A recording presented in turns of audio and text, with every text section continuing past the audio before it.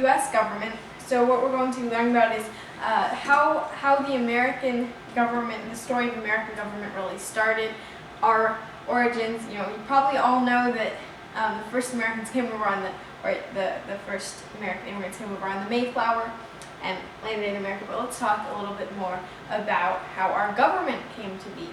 So specifically the American Revolution, which you probably know a little bit about, and also the rationale behind some of the documents that were set up. So I know that sounds like a whole lot of stuff to be talking about in one day, and it sounds a little boring. Then it really won't be, because we're actually going to be having a lot of fun and doing some interactive activities. So I'm looking forward to it. Now, if you're wondering why a 13-year-old is talking to you about U.S. government, then my name's Adora Sweetalk, and when I was 7, I published my first book, Flying Figures. Sorry, I'm trying to sneeze. But I wasn't. My first book is not Achoo, it is Flying Fingers, and more recently I published the second book called Dancing Fingers. So I really love to write, and another of my big favorite subjects, aside from language arts, is history or social studies. So I love reading about history, reading about American history, and finding out more about government as well, keeping in track of current events. So I thought it would be cool to make a presentation about U.S. government that's fairly easy to digest, but that has a lot of information. So I first want to ask you guys a question. If you were going to build a house, what would be the first thing you would do?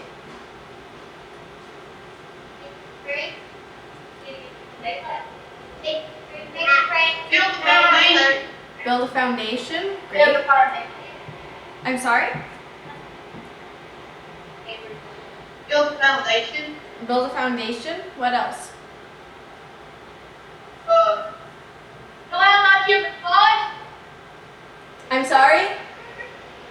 Know how much it would cost? Know how much it would cost? That would be helpful, because if you start building and then suddenly you're like, well, this costs a lot of money and I'm just pouring a lot of money into this and I don't have any money left. That wouldn't be good if you didn't have a roof over your head. You built up all the walls and they were super fancy, but you weren't sure how much money you had left. So yeah, you might build a foundation, you might think about your budget and how much it would cost. But if you just started building, like if you bought your bricks and you just suddenly started piling your bricks on top of each other, then your house might end up looking something like this. It's sort of broken down, there's some pieces missing, as you can see. It's not in all that great of shape.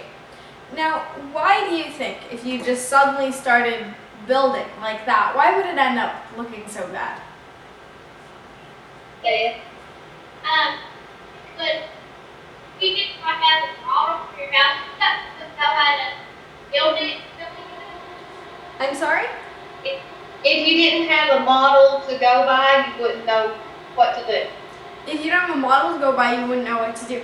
It's usually best to plan things out ahead of time. When you're building a house, then you want to get a plan, you want to make a blueprint. Before you start constructing a building, an architect must create a document that outlines the structure of your building. So an architect is a building designer. If you've ever seen pictures of really, really super huge buildings and they look like they're leaned over and you're just thinking, how can that stay without falling to the ground? An architect has to plan out very carefully how a building is going to stay steady, how many floors it's going to have, all those things. So an architect is a building designer and they make a plan for a building. We're not going to be talking so much about real houses today. We're going to be talking about the architects who shaped our government and the documents they created. So the blueprints for our government. And the house, when you think about when you're building a house, you want to make a plan. When you're building a government, then you do the same thing. But first, let's explore how this nation came to be. Does anyone want to tell me what happened to make the U.S. or the U.S.? Any really important historical events? Declaring independence Declaring independence of the Revolutionary War. Declaring independence in the Revolutionary War. Very good. So that was the event which led us to actually really become independent and not be controlled by the British. So the story starts on the eastern coast of America in the late 1700s, as you guys probably know. So although most of the people who lived in these colonies, they were probably born on these shores in America, they were ruled by a faraway British king.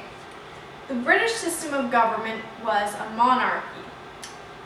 Quickly, I'm going to cover up sort of the definition here. Does anyone want to tell me what a monarchy is?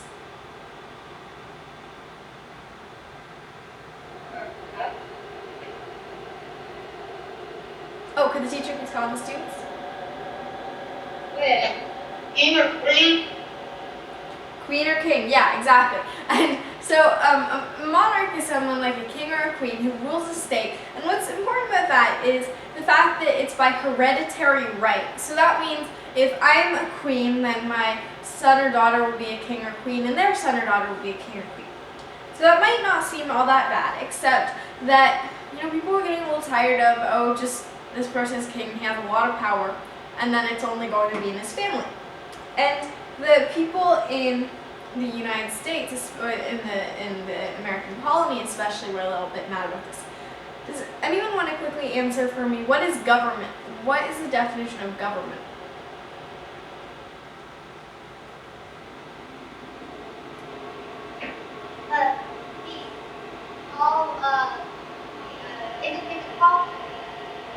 I'm sorry? Yeah.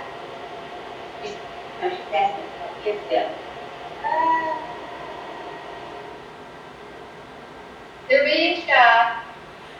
Yeah, okay. I understand it's a little bit hard to just come with an answer like that. But so government, when you think about what does government do? Who's in government? So think about your own city government. Do you have a mayor and like maybe a city council? Yeah. So what? Oh, sorry. Go ahead. If they make sure the laws are powerful and yeah. Exactly. Yeah, they follow. Yeah. Yeah, very good. So why do you guys have to go to school? So we can learn. So you can learn, yes. And more specifically, like if you really, really, really said, I don't want to go to school, I'm not going to go to school, why would you have to go to school anyway? We can have a better future. So you can have a better future. Yes, exactly. So there's many reasons why you would want to go to school. But if, let's say, for someone who doesn't want to go to school at all, is just can't understand why they should go to school, then it's actually the law that, kids under a certain age need to go to school. It's required. And so, and if you don't go to school for a certain number of days and you don't call in sick or something, then you're truant, or you're, in other words, we have laws that do certain things. There are laws that say, you can't run through red lights, or there are laws that say, well, you can't steal something from a store. And so those laws, the government makes them and enforces them. That means that they make sure that people are following the laws. So the word government refers to the laws that govern a people. So if you think about laws that you and your parents have to follow, the word government refers to those laws and the people who construct and enforce those laws. And enforce means to make people obey laws. So if you think about when a police officer is giving a driver a ticket, that's enforcing a law.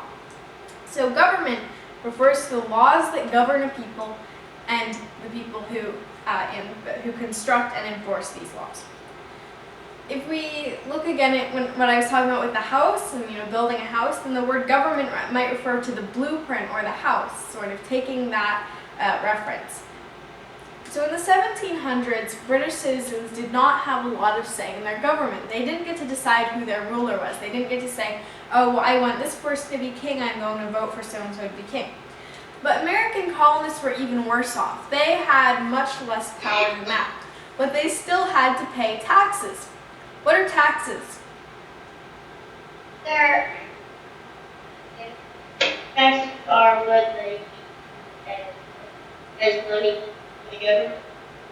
Yeah, taxes are the money that you give the government. So, and the reason that you pay taxes is so, if, for instance, if you've ever seen an ambulance or people doing construction on the roads, or even money that goes to your school, that all comes out of like tax money. So when your parents are doing taxes or paying taxes, that goes to the government, and then the government then uses that for various purposes.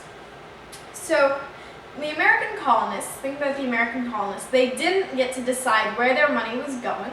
They didn't get to vote, they didn't get to say who their ruler was, but they still had to pay up quite a bit of money.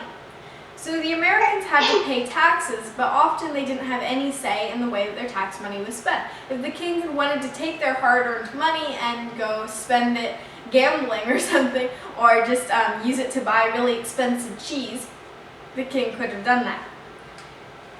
Now, how many of you pay rent to your parents or guardians? How many of you pay rent?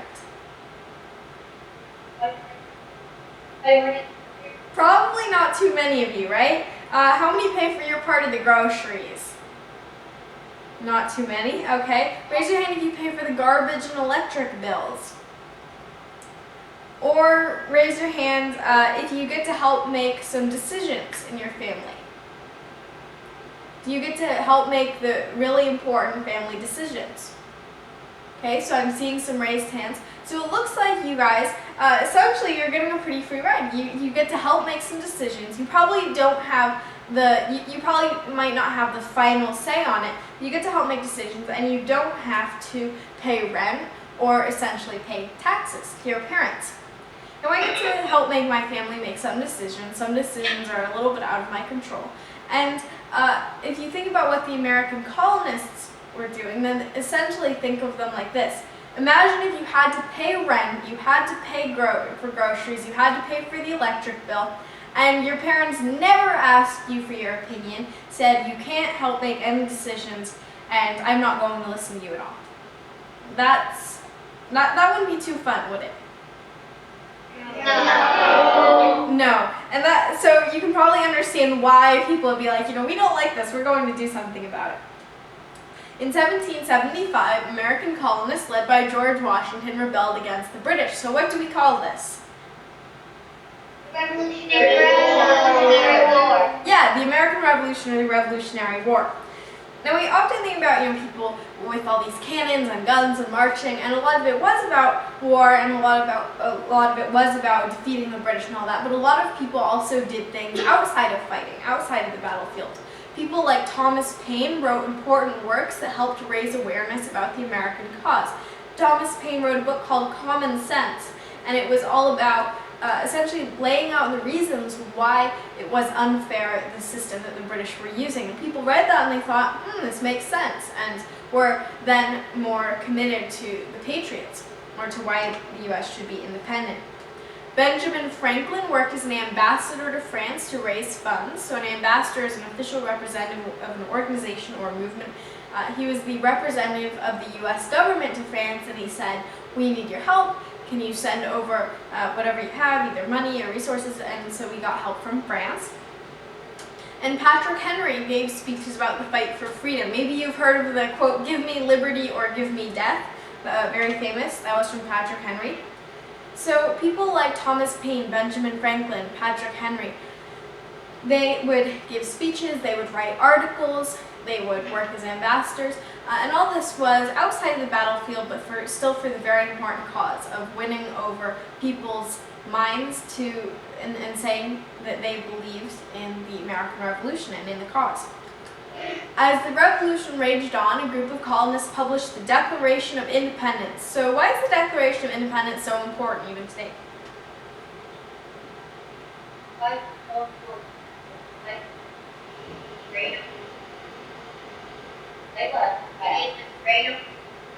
It gave us freedom.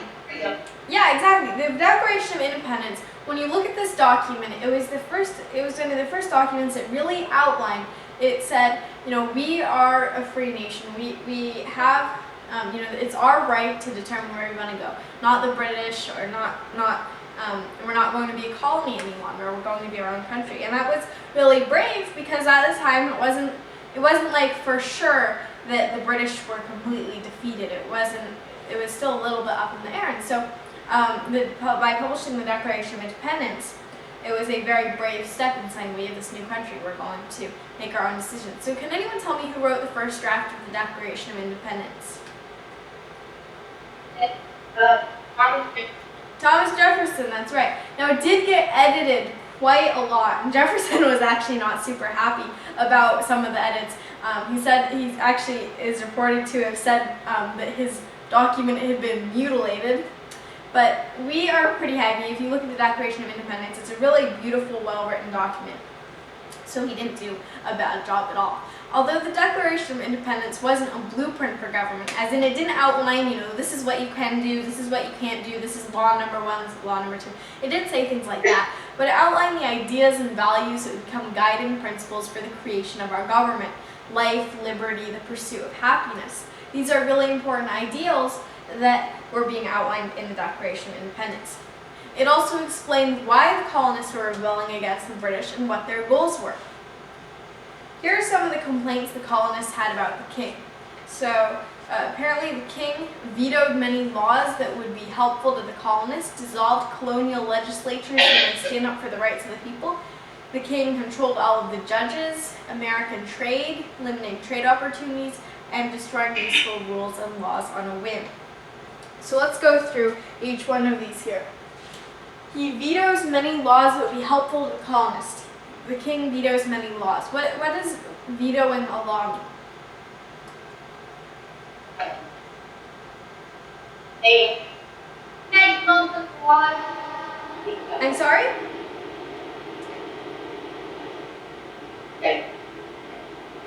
It means say no that law is wrong. Yeah, when you veto a law, you're saying, no, I won't let this law pass. So if he vetoed the law, that means the law can't pass. Now, the reason that they're not happy about that is because the king is vetoing laws that would be helpful, that would be good for the colonists. So the king doesn't seem to have the people's interests at heart. Number two, he dissolves colonial legislatures when they stand up for the rights of the people. What would a colonial legislature be?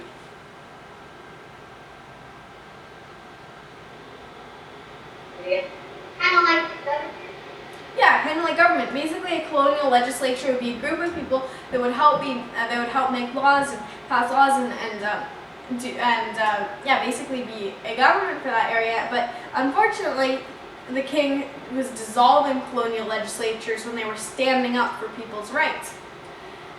Now, the king, they also said he controls all of the judges. So why do you think they wouldn't be happy about him controlling all of the judges? What's maybe not great about the king controlling judges?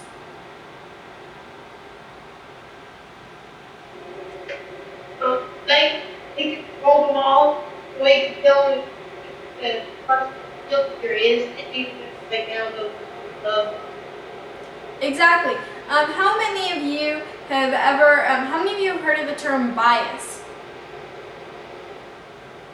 Well, bias is, I see a couple raised hands. Does anyone want to tell me what it means?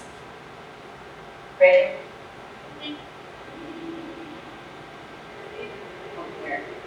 An opinion.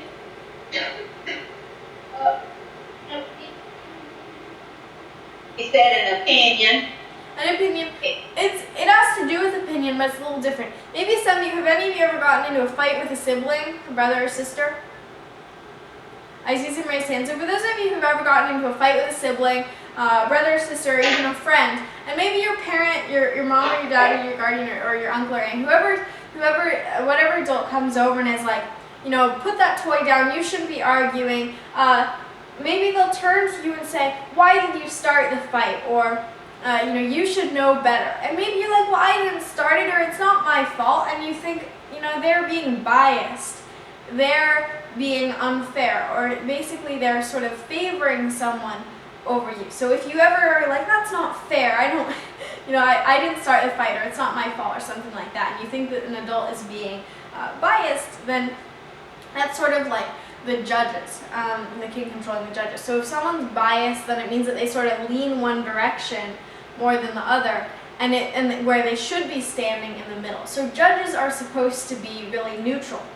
So if a person steals something from a store, then the judge should say that they're guilty if they're guilty, and if they're not guilty, then should say that they're not guilty. And shouldn't be saying, well, I don't like you because you accidentally killed my dog, so I'm going to say that you're guilty. judges aren't allowed to do that. Now, if the king controlled the judges, then that means that, let's say there was someone who said, the king is a really bad leader, I hate the king, down with the king. And there's another person who says, oh, you say that, I'm going to punch you in the face, let's say. And these two people are getting into a fight, and they're arrested and they're brought to the judge. Now the judge, since he's controlled by the king, might say, well, the person who is loyal to the king, who likes the king, I'm going to say you're not guilty. And the person who is treasonous and is saying, I don't like the king, I'm going to put you in jail. So controlling the judges would affect where they stood on issues and how they ruled. So the king controlling the judges wouldn't be very good for the colonists because they would want their judges to be neutral. The king controls American trade and limits trade opportunities. So does anyone know exactly how the king limited American trade? Okay. When they needed a import, I'm sorry? he wouldn't let them import what they needed to. Yeah, exactly.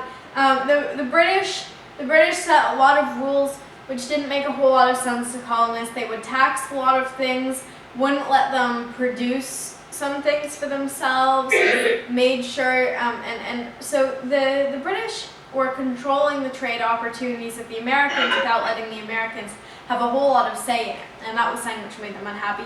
And then he destroys our useful rules and laws on a whim. So imagine that as soon as you finish building a very nice wall, then suddenly someone comes and knocks it down, and you're like, what did you do that for? Now, that would be sort of how they felt. You're making a useful law, you're making a law that really helps people, and then the king is like, I don't like that, we're getting rid of it. So you can see why they wouldn't be very happy about being ruled by the British, because there's all these things. Vetoing laws would be helpful, dissolving colonial legislatures, controlling the judges, controlling American trade, and destroying useful rules and laws. All these things would make you a little antsy. You'd say, I want to not be ruled by the British anymore. So here's a group activity. We're going to write our own Declaration of Independence together, where we can vote on a topic to write about. So we won't be complaining about the British, and the king will be writing about something else. We could write about, the tyranny of adults, how much adults rule us, and how we should be deciding things, why kids should have more rights. For instance, we could write a Declaration of Independence, and one of our complaints should be, our parents shouldn't have the right to tell us to clean our rooms, or something like that. Or we could write about a different topic, something that you select, like why maybe a Declaration of Independence for pets or for animals or something like that. So, what do you think we should write about?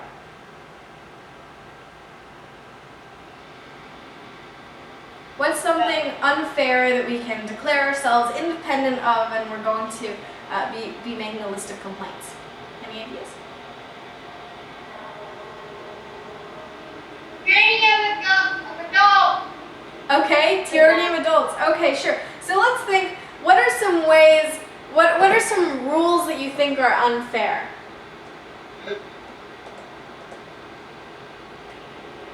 Let's make a list here. What are some rules about kids made by adults that you think are unfair? Okay.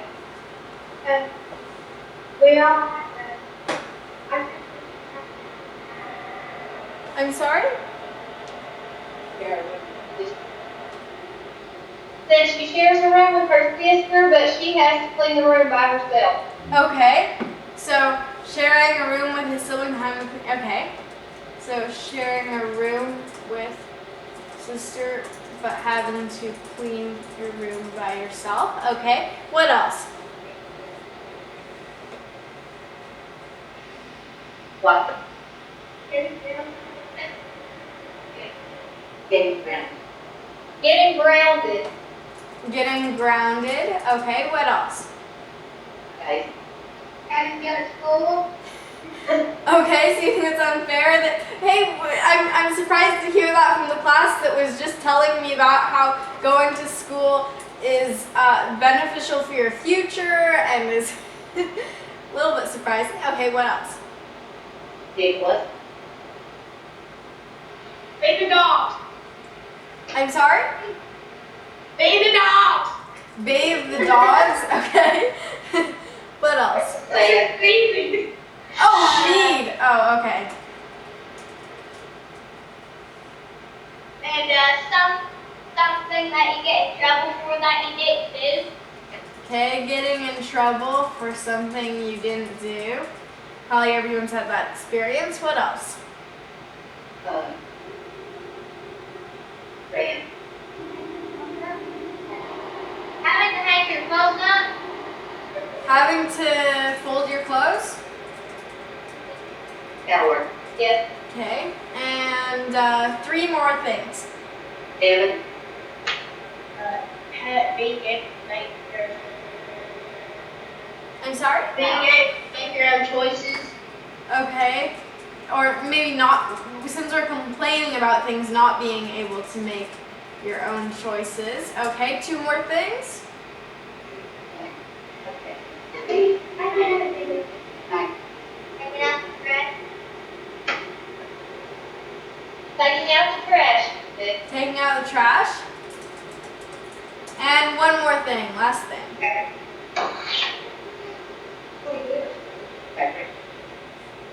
Getting more money for your allowance. Okay, so not getting enough money for allowance would be the complaint. Alright, so it looks like we have a pretty long list of things that we complain about, right? So these are all the things that adults make us do or don't give us enough of or whatever it is that we aren't happy about. So we've made our list of grievances, and so now we're going to explain why we think this rule or way of thinking is unfair. Like the American Declaration of Independence, our declaration should list our grievances. So we've written down our grievances and our complaints. And now we need to finish by declaring how our independence and our Declaration of Independence will benefit us and others, yourself and others. So, list of grievances. Now we have to go and explain why we don't like everything. So, 1, many adults force children to share a room with a sibling, but then one person must bear the burden of cleaning the room by themselves. Okay, so now why was this bad? Why is this bad? Because it's not fair to the other person when my sister wants to make mess in my room, and I have to clean it all up. And so that's not fair because she did best so that it's up. Okay, so it's not fair for one person to clean up a mess that's half made by another. And maybe it's even more than half made. Maybe the mess is entirely someone else's, as could be the case. Getting grounded, okay. Adults can keep children in the house against their will, also known as getting grounded, as a penalty for unacceptable behavior. Okay, so why is this unfair? You know, adults might look at this and think, well, you know, if you did something bad, or if you didn't do well, or if you weren't studying hard enough, or whatever it is, you know, getting grounded is fair. Why is it not fair in your opinion? Fine. Because you can't go see your friends. Okay, it's not, okay, this is a cruel and unusual punishment as it restricts you from seeing your friends or interacting with the world. Okay, so we make it sound like really, you know, that this is a big deal. Okay, our next thing, having to go to school. Why, okay, now I'm a little surprised by this. I have to say, I just heard you guys say that going to school is great for your future and that you can learn a lot. So why is it unfair that adults make you go to school? kids don't get to play video games. I'm sorry? Don't play No video games. Nope. No video games. No video games. Okay, so you're saying that Restricts entertainment. Restricts entertainment. okay, adults restrict entertainment by specifying certain times for studying, certain times for eating, etc. When a kid may want to play video games or when a kid may want to play video games, they may not be able to as a result of these restrictions. Okay, so you're saying, you know, all these things that you have to do. It's not letting you play video games, you want to. Feeding the dogs. Okay? Care of pets is often a child's responsibility. Why is this unfair? Say you have to put dog food home. Okay, this is unfair. Okay, this is so it smells, it's not fun, it smells bad is what you're saying. And now what if an adult said, well, you were the one who was all for getting a dog in the first place. What would you say to that? Having to I'm sorry? You won.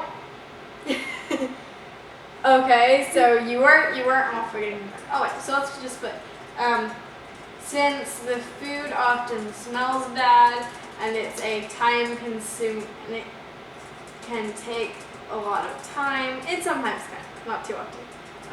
It's not fair for this to be our responsibility.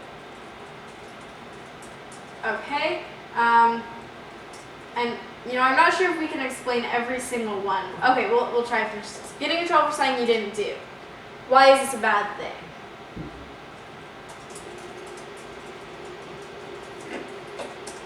Joey. She didn't do it. Okay, yeah, simple enough. For crimes which they did not commit. Okay, so okay. Having to fold your clothes. Why is having to fold your clothes so bad? India. Because it takes a long time. Okay, folding clothes. Another task forced on children is time consuming. And tedious. Kids could be doing much better things with their time than simply folding clothes. Not being able to make your own choices. Okay. I think I think it's something if you invest in really happy that if you have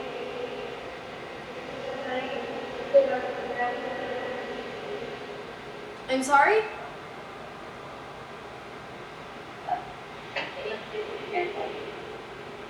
Remember you're moving to a new house, you didn't get to pick what it looked like, and your brother or sister got to pick what it looked like. Okay, so in a personal example there, a lot of kids are not allowed to make their own choices, even though the choices will affect them. For instance, picking a color for a room is a choice often left up to others. Okay, so taking out the trash is, what's bad about taking out the trash? What do you not like about it? It fell. Okay, taking out the trash is a potentially dangerous activity as it smells terrible and you never know what kind of hazardous waste may be in there. Because that would be true for a lot of people. children should not be subjected to such horrors. Alright, and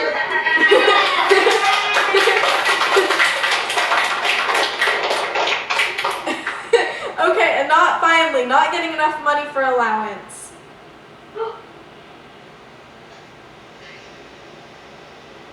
Frederick, So you won't have enough to buy what you wanted? Okay, consumer choice, being able to buy what you want, is an important step to independence. However, adults often don't give us enough money for allowance, restricting our freedom.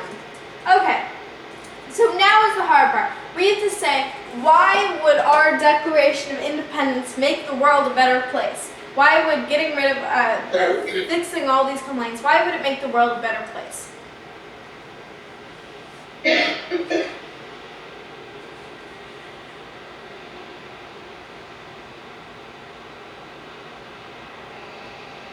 One person want to go?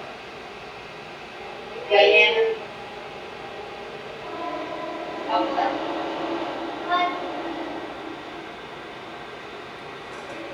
Go ahead. Stefan, The Declaration of Independence. Crazy lot. How Declaration of Independence? Our Declaration of Independence. Our Declaration, not the Declaration of Independence.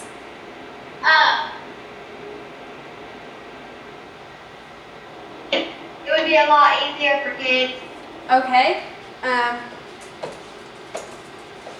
Our Declaration of Independence declares that we are free from the listed grievances.